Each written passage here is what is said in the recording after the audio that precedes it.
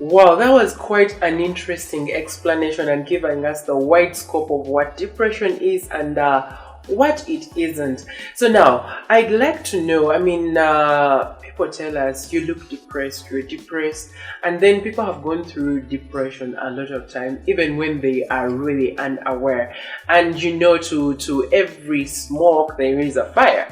So what are some of the causes of depression? I know you've done this for quite a while. I just overheard my cameraman say you used to come to their school back in the days and like you give them sessions and stuff. So in the current trends, like trying to focus on post-COVID or a bit of also during COVID because it could stem over, like you said, prolonged. What are the causes of depression? Causes of depression. Depression, as I said earlier, it is the persistency of something, of the worry, of the concern, something not going away. So the first cause I would say is, I would call it like neglecting or not doing what you're supposed to do. Like if you're faced with a situation or a stress, you're supposed to handle it. You're supposed to face it. If it is, for example, a financial problem, you're supposed to look for ways of how you can go through it. Talking of finances, we have this generation that we have these whole like mobile apps where we go and get loans and stuff, and then the loans are piling up. Then maybe we have some loans from banks as well. So you think failing to get a hold of my financial life could lead me to depression when I have all those loans like piling up and I'm having phone calls from different managers from different banks or those like financial applications? Yes, it could. Because sometimes I tell people that the solution you think is a solution to your problem is not. Actually, it's just adding you the stress. Because as a human being, when I said earlier, we have coping mechanisms. And these mechanisms usually, I give an example of when they close you into a room and they close it, what do you do? And when I ask that question to people, they give different answers. Someone tells you, I can shout, calling for help. I would shout. Someone could tell me, I could get something around me and I bang the windows. Tell you they open and I get out. Someone else could tell you something. There is one that told me, for me, I could just sleep. Whoa. I sleep until maybe someone notices that maybe I'm gone or I'm not around, and then they understand that I'm locked somewhere and they come and get me. You understand? So all those are solutions to one problem. But they also have consequences. Like if I overshout, it means I'll lose my voice. Thank you. Wow. If you sleep, maybe someone will not recognize that you're not around and they don't come for you. Then what next? So that is the beauty of life. That is the beauty of the things that we do. That everything has a good side and a bad side.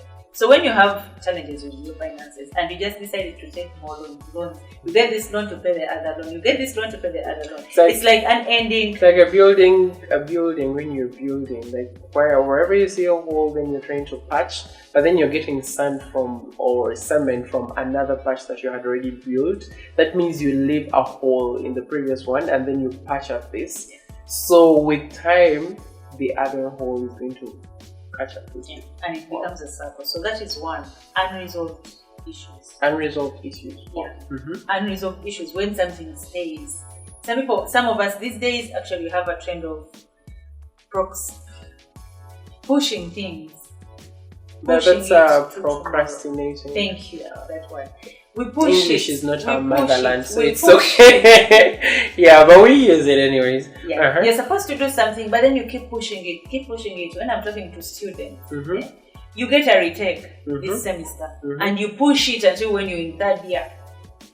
And then in third year, you have to do your research or your thesis. So So I always encourage people to do things in real time. Yeah, face it.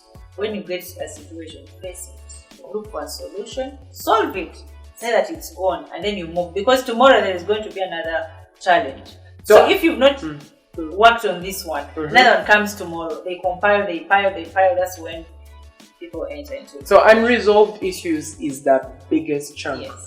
Then kids do not have unresolved issues. I mean, we as parents, we are providing for them, we are giving them meals, we are taking them to school, but we have found our children depressed actually sometimes. Yes, so for categories of children, they also have their own challenges in their own ways. Actually, when we start talking about age brackets and how they are affected with depression is something big.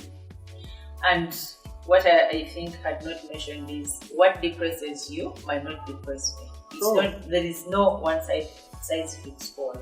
So we face depression in different ways. So for the kids, they might have maybe, let us give an example, you take away the remote and then let this child wanted to watch this cartoon. And maybe it is something that it is a habit they got at school, that when we go back to school we discuss what was in the cartoon, and now for you you've taken the remote away, so they have nothing to talk about when they go to school. And then it happens. Remember, there is always this pressure from this group. Why are you not presenting anymore? Why are you not discussing for us anymore? You are not fitting in as a child. Thank you. It is getting to them. So when it continues, that is depression. So it does not mean that depression, something that depresses you, has to be very big. It has to be something that... So it could be the tiny little things. Those tiny little things. So that's where it develops from, because you've not found a solution to it. So is there something like a lot, or in English terms could be mild or moderate or severe, like are there levels of depression? Yes, there are levels of depression. So someone can be like moderately depressed, they can be mildly depressed, or they can be in severe depression. Yes, so severe depression usually leads to something else. Like we thought maybe, of course these mental issues are intertwined. So severe depression could lead you into self-harm or... That's quite interesting. So are those only issues that really lead us to being depressed? How about these small, not really small, if I got fired from work and then I was home for, I think that's why most people during lockdown were like under depression, because most of them had been laid down, they were not working, and then they had responsibilities to fulfill. So where does that leave people? I mean, of course, you already mentioned that whole change of routine brought issues, but how about these things like depression, unemployment, or being fired, or losing like a friendship, or actually our intimate relationships? I mean, if me and my girlfriend, I woke up and one day she just calls it quits, no explanation. I mean, I didn't cheat, she didn't. I mean, wouldn't that drive me like into depression a bit? You remember when we were starting, when I told you that losing interest in the things that you used to love? So that captures almost everything. Because now when we start digesting one by one, it will be too much. But I want the viewers to understand the concept that everything that you love, the things that you use, that just imagine, put yourself into what thing do you usually love to. And then maybe it goes away or it stops existing, then what happens? So I want it to be in that bit, that everything that I love, everything that I am, everything that I admire, maybe it's no more. It could be a human being, it could be your job, it could be anything that is like close to you, that you are, and it's affected or it's no longer there, it leads into depression. Wow, as we sum up the causes of depression, what brings it about? There is this whole thing lately that people say on social media that you are not depressed, you're just broke. I find it so funny, but do you think sometimes when we already talked about our finances from the high end, when we have a lot of loans and gaps and stuff, do you think the young people lately, me inclusive, when we are going through different patches in our lives, when we are some money short, like some dollars or some shillings short, and then we cannot take part in some things that our peers are taking part in, or the things that we would like to take part in. For example, hanging out in a bar or going to the beach over the weekend.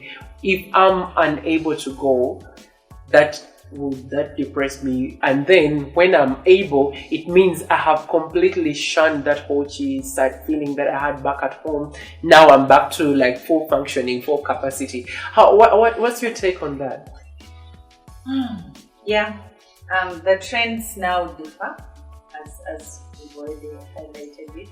So depression, as I said at the start, it is something that is persistent. So when something happens and then, okay, what is easy to understand is, if I told you're comfortable with a situation and you try to do something and that something solves that problem, consider yourself, you will not be depressed.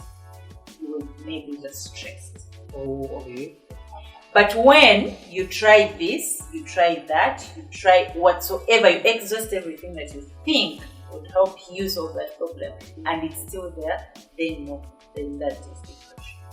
So when they say that you're just broke, you're not depressed, yeah? Do something about it and see that if I get some money, do I still have this feeling? When you don't have, if you don't have that feeling, then that means it's not depression. This is so a meme actually of like watch depression leave my body as soon as I get money. Yes. So that means you're not depressed. Or you're just stressed about a particular situation. That is the awareness we are trying to create it. Wow. We want people to understand. Okay, sometimes you might, as we tell people that these are signs, it does not actually, you don't have to self-diagnose yourself. But if I've reached this level, then it is true, I'm really depressed. We give these hints or signs to show you that if you reach this level, if you reach at this point, then maybe you're depressed. So it is important for you to go and see a professional to make the analysis. Wow. Thank you so much for enlightening us. Alright, so Jamilla has helped us understand what depression is, not really clinically in depth, but she has given us an overview of how depression can affect us, how it manifests, and some of the causes. So you guys actually did send in a bit of questions, and I would like to get the jar right here, check them up, and then we get to read some of these and see if she could give us a bit of responses here and there. So someone actually asked, how is depression linked to suicide? Depression, as we said earlier, these mental health challenges are connected because it is one mind that is dealing with all of this. So when depression, when you're into depression, we say there are signs of hopelessness, you've lost hope, there are signs of regret, regretting a lot, regretting about the decisions that you made that didn't help you, and the like. So chances are high you're going to decide to end your life because you feel like you're no longer important, you're no longer worth, you failed. So that is what the mind now brings. Remember, I talked about the negative feelings. You reach at that level where everything is just negative. You're just like, even my family has not supported me, and yet maybe you did not even ask for the support. They didn't know that they're supposed to help you. So it is really likely for depression to lead into suicide or self-harm. Wow. So you begin from that radar of you're depressed, and does that have to be like severe, mild, or moderate, or any level of depression can actually lead you to have thoughts of self-harm? That is suicide. Any level can lead you to suicide because you fail to contemplate it within you that maybe there is still a solution to the problem and you've lost hope. Wow, we shall not exhaust suicide so much because that's a whole thing that we have coming up later on the show. So I'll go and check this up again, and then we find another question. So someone is asking about episodes. Are there episodes? Does depression come in different episodes? And then they are asking also about the recurrency of these episodes. Can I be depressed today, then I get through it, and then I get depressed again next week, then I get through it?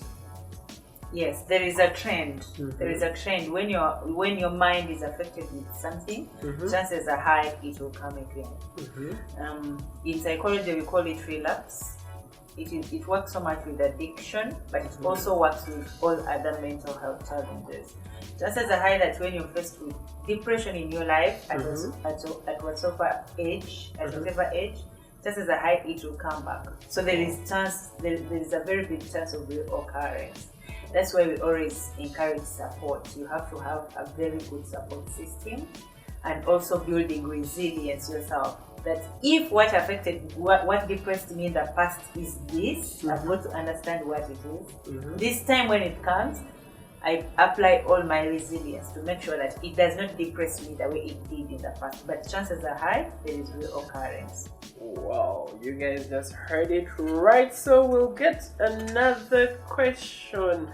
This one is trying to preempt some of the questions that we have to ask as you end this question and answer session.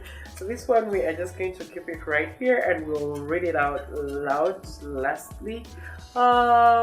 Okay. So someone is asking, is it true that men cannot get depressed? It's not true. Men can get depressed. Wow. So why do people think men cannot get depressed?